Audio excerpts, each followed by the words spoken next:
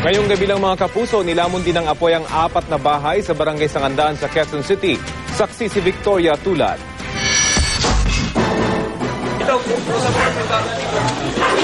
Tupok na tupok ang 4 na bahay sa GSIS Village sa barangay Sangandaan sa Quezon City matapos lamunin ng sunog na sumiklab bandang alas 7:30 ngayong gabi.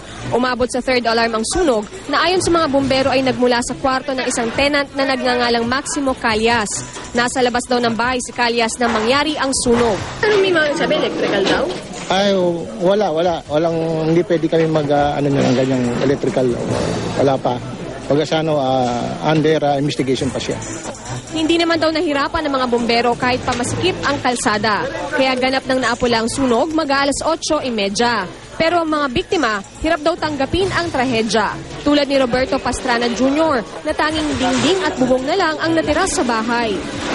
Pagkakain namin dito sa lamesa, nakita lang ng anak ko, nagbabaga na to. So red ding yung yung apoy niya. Tapos pagkakita ko sa taas, may apoy na pala. So hindi sobrang bilis po ng pangyayari. Sa likod siya eh.